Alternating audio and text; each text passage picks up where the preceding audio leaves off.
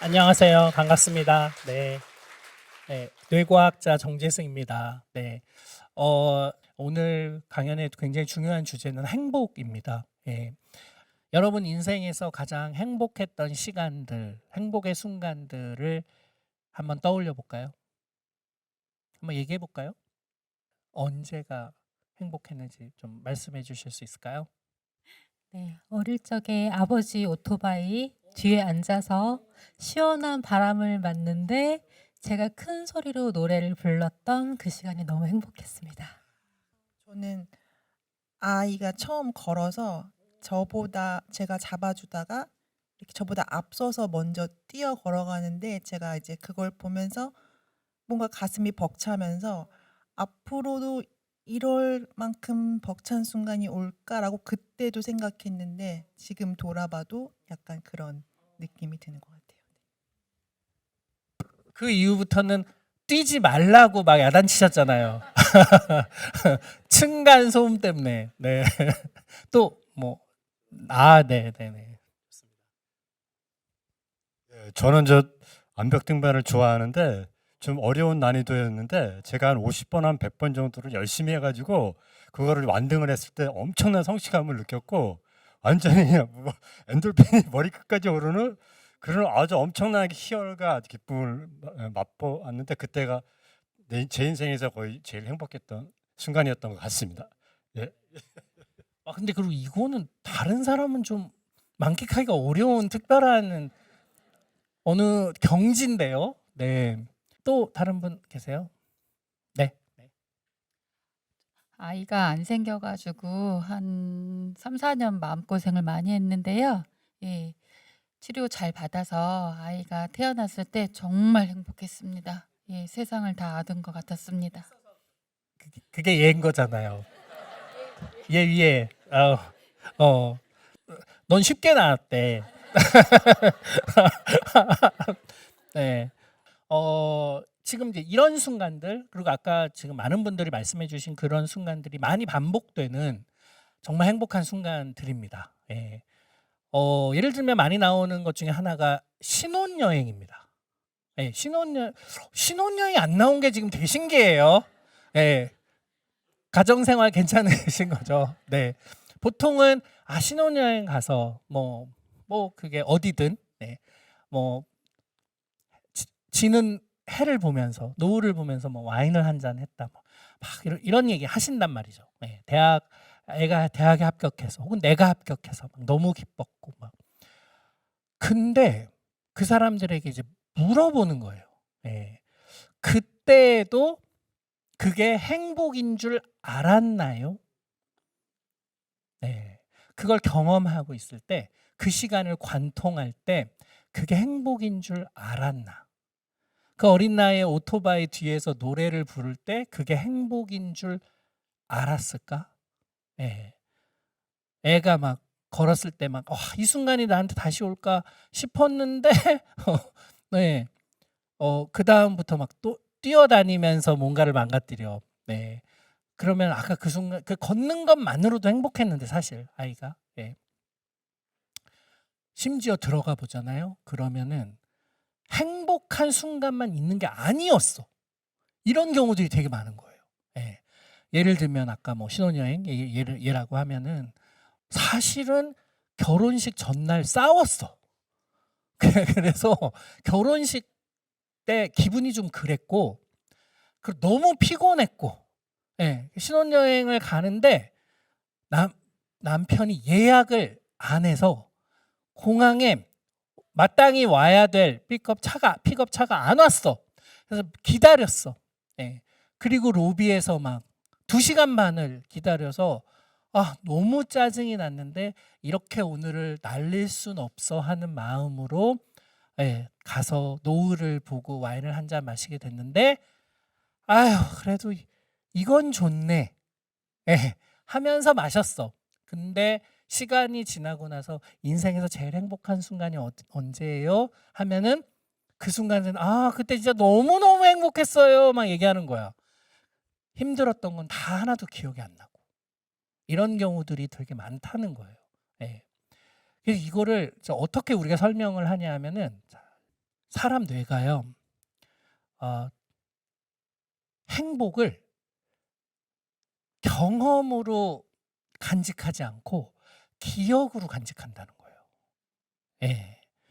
그래서 우리 뇌가 두 개의 자아가 있는데, 네, 기억하는 자아와 경험하는 자아가 있는데, 기억하는 자아가 주로 행복을, 그러니까 내 삶을 평가해서, 그래서 아 이거는 행복 하고 태그를 붙이고, 아 이거는 되게 힘들었어 불행 태그를 붙이고, 예, 그런 방식으로 행복을 뇌에 간직한다는 거예요.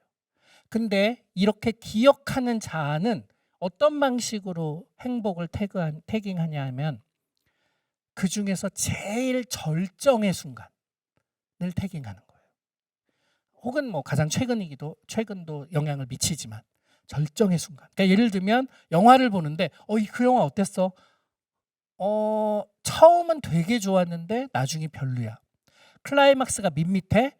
그러면 처음이 아무리 좋아도 사람들은 그 영화를 좋게 평가하지 않습니다. 예. 처음이 밋밋해. 심지어 빌드업 하는데 막 시간이 많이 걸려. 근데 마지막에 팍 터뜨리면 그 영화 너무 좋았어 라고 얘기한다는 거예요.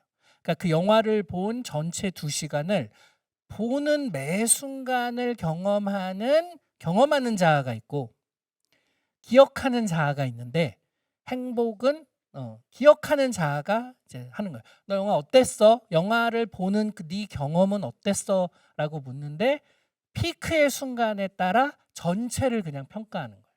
그러니까 매 순간 재밌었지만, 다 재밌었지만 절정도 피크를 치지 않으면 조금 밋밋하다고 얘기를 하는 거죠.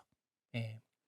그러니까 이렇게 피크의 순간에 경도돼서 행복을 머릿속에 집어넣으면 사람들은 어떻게 삶을 꾸리냐면 1년 내내 엄청 힘들게 막 아르바이트를 하고 너무 하기 싫은 일을 해서 돈을 모은 다음에 열흘간 여행을 가. 확 치우고 열흘간 여행 가서 그걸 확 써버리는 거예요.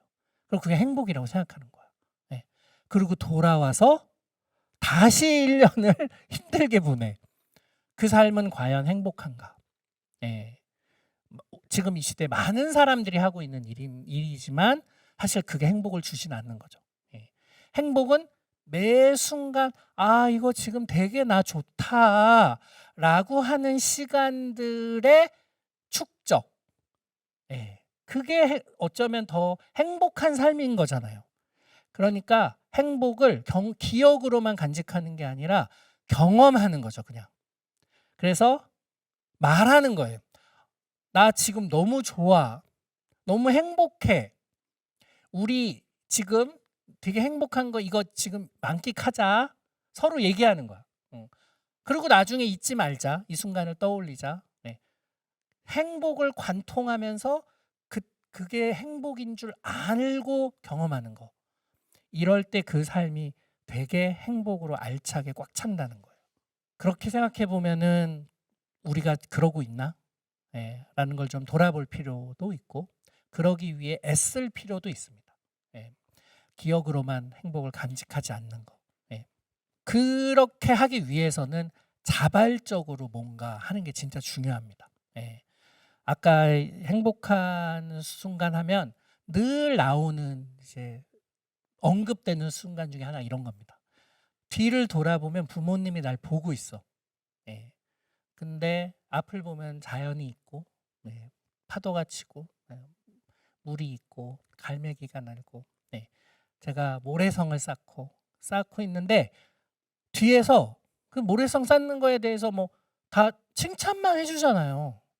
그렇잖아요. 모래성 쌓는데 옆에 모래성을 좀 보렴. 복잡도가 좀 떨어진다 니께. 창의적으로 성을 구성해 보렴. 파도의 반동을 이용해. 뭐 이런 거 평가 이런 거 안 하잖아요. 그리고 이거 혼자 해도 재밌고 둘이 해도 재밌고 경쟁하지도 않고, 근데 경쟁해도 재밌고, 왜냐하면 평가 안 받기 때문에. 그리고 하다 보니 어제 쌓은 모래성과 오늘 쌓은 모래성 다르고, 우연히 와 이렇게 하니까 훨씬 멋있네 이런 거 알게 되기도 하고. 그러니까 이 놀이의 자발성이 사실은 그 내 삶에 되게 큰 행복감을 주거든요. 근데 우리는 어느 순간 나이가 들면 이 놀이를 굉장히 터부시해요. 그러니까 예를 들면 걔 뭐해? 걔 논대. 아 어떡해. 걔 어쩌다가 이런 얘기 하는 거잖아요. 어쩌면 되게 좋은 걸 수도 있는데 걔가 이제 그냥 놀아도 되는 애인 경우도 있는데. 그리고 우리는 인생의 3분의 1을 중간 3분의 1 때 어떻게 일할까를 위해 준비하는 3분의 1을 보내요. 예. 근데 어떻게 놀까를 아무도 물어보진 않아요. 너 커서 뭐 될래라는 건 너 무슨 일 하면서 살 거야를 물어보는 거지 너 뭐 하고 놀 거야를 물어보지 않거든요. 근데 뭘 하면서 내가 즐거운 시간들을 보낼까를 준비하지 않으면 그 시간을 못 보내요. 왜냐하면 학교 다닐 때 내내 해야 할 일과 하고 싶은 일이 있을 때 우리는 해야 할 일을 하고 싶은 일을 잘 참는 사람이 좋은 성적을 얻고 좋은 학교를 갔단 말이에요. 그런 사람이 취직을 했어요? 그러면 그 회사에서도 하고 싶은 일을 잘 참고 해야 할 일들을 하면서 살았는데 어느 순간 회사를 그만두게 됐어. 혹은 회사가 내가 회사에 대한 마음 같지 않다는 걸 알게 됐어.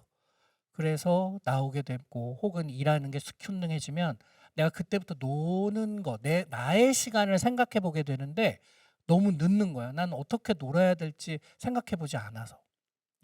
특히나 인생의 마지막 3분의 1은 진짜 어떻게 내가 그 시간을 나를 위해 온전히 쓸까? 자발적으로.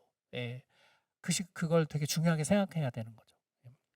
그런 의미에서 일과 삶의 균형에서의 일과 삶이 노는 거에 좀 더 가깝다고 많은 사람들은 생각하죠.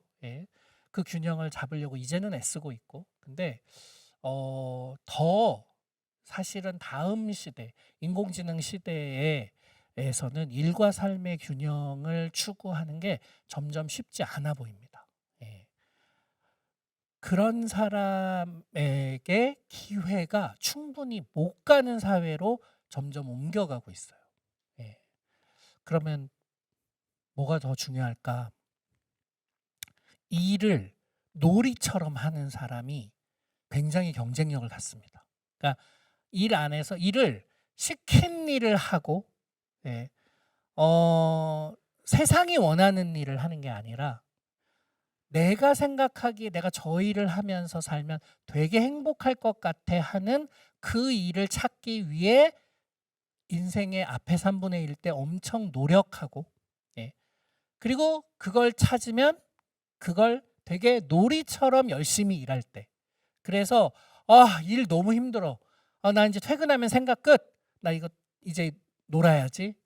이게 아니라 노는 게 일하는 게 너무 재미있고 노는 건 또 놀아서 재밌고 그러니까 삶이 다 그냥 놀이처럼 재미로 가득 차 있게 일하는 사람 그리고 또 틈틈이 노는 걸 포기하지 않는 사람 이런 사람들이 오래 갑니다. 그 일을 오래 즐기면서 할 수 있어요. 그 사람을 당해낼 재간이 없는 거죠. 행복은 어쩌면 그렇게 만들어지는 게 아닐까 이런 생각들을 하게 됩니다.